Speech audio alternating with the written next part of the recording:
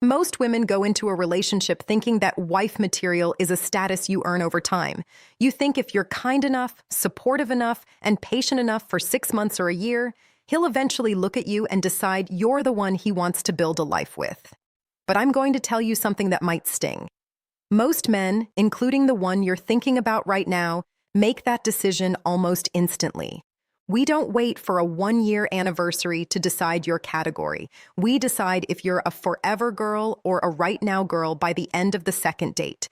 Sometimes we've made the call before the first drink is even finished. I know that sounds brutal, but here at Brainiacs, we don't care about making you feel good in the short term if it means letting you waste years of your life in the long term. Men have a silent internal audit.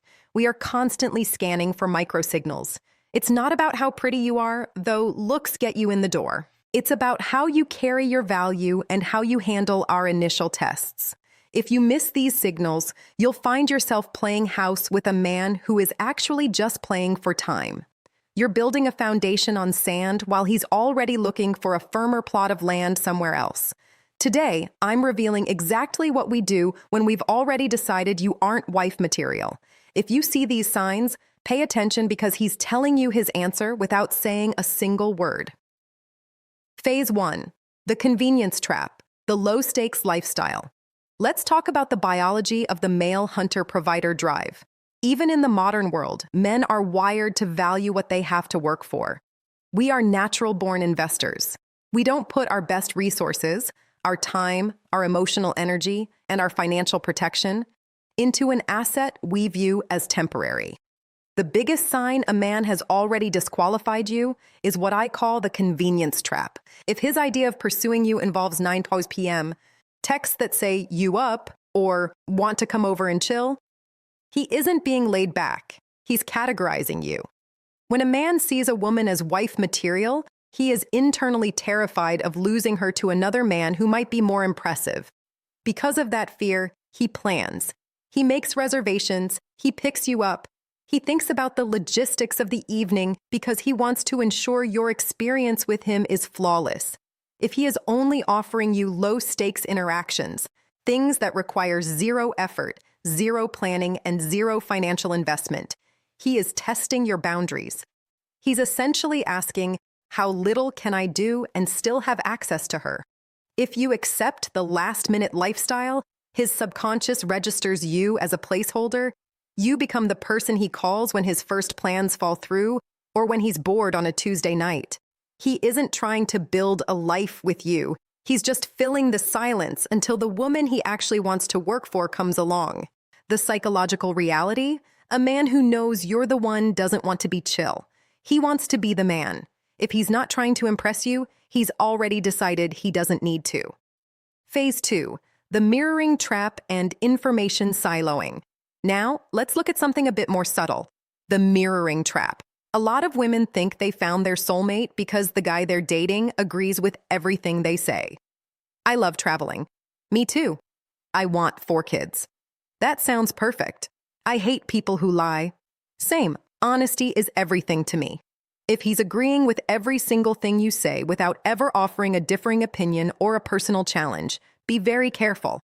This is often a sign of information siloing. When a man sees a woman as a potential wife, he starts checking for functional compatibility. He wants to know where your opinions differ because he's calculating if your 2 lives can actually merge. He will challenge your ideas, share his messy political views, or tell you about his difficult relationship with his mother. Why? Because if he's going to marry you, he needs to know if you can handle his reality. But if he's just looking for a right-now girl, he doesn't care about compatibility. He just wants the vibe to stay high. He will mirror your personality back to you to keep things smooth, easy, and conflict-free. He isn't being your soulmate. He's being a chameleon. The red flag?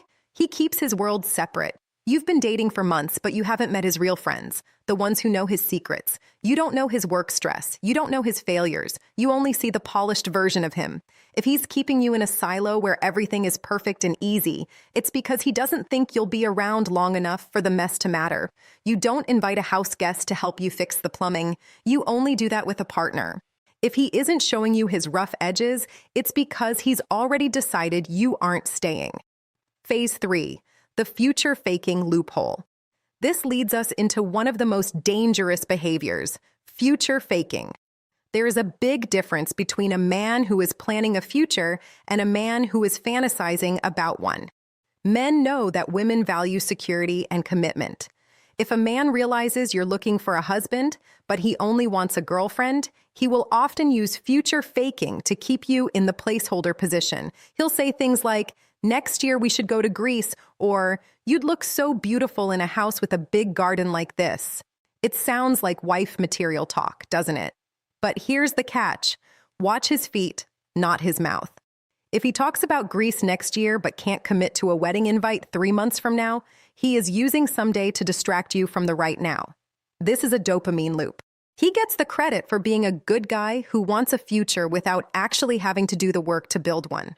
When a man sees you as a wife, he stops talking in maybes and starts talking in logistics.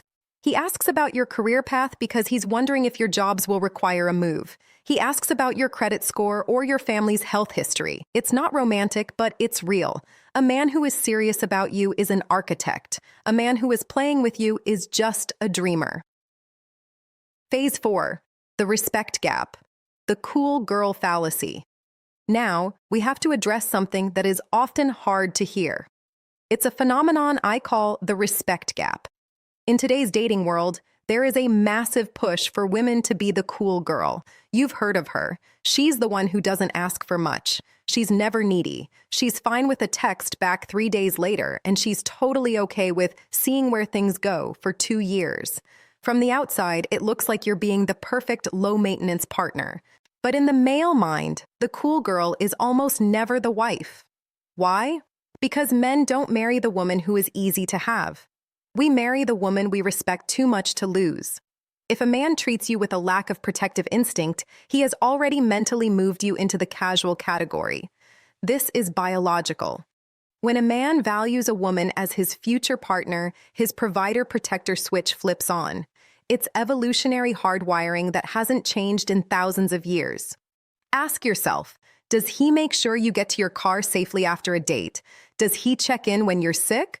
Or does he just send a "get well soon" text and disappear for 48 hours? Does he defend you if a friend makes a backhanded comment? Or does he stay silent to avoid drama? If he treats you like one of the bros, it's not because he's comfortable with you. It's because he isn't worried about his status with you. He isn't afraid of another man taking his place because he hasn't fully claimed the space next to you. If you ask for nothing and present yourself as a woman who requires zero effort, you are subconsciously telling him that you don't value yourself. And if you don't value yourself, he certainly won't value you as a life partner. The brutal truth? We don't marry the woman who makes our lives the easiest. We marry the woman who makes us want to be our best. If he's not trying to be his best version for you, he's already decided you aren't the one. Phase 5. The availability mistake. A major micro-signal men look for during the selection phase is how you manage your own life. If a man realizes that you are always available, he begins to subconsciously lose interest in your long-term potential. When a man sees a woman as wife material, he wants to know that she has a world of her own, values, hobbies, and a social circle that he has to earn his way into. If you drop everything the moment he texts, or if you rearrange your entire schedule for a last-minute invite, you are signaling that your time has no cost. Men are driven by the challenge of the prize. This isn't about playing games, it's about life value. If the prize is just sitting there waiting to be picked up at any time, the hunter instinct dies. He starts to think, if she's this available for me, she doesn't have much going on. A woman who is wife material is a woman who has a high-value life that he wants to be a part of. If he feels like he is your only source of entertainment or purpose, he will feel smothered, and he will label you as temporary.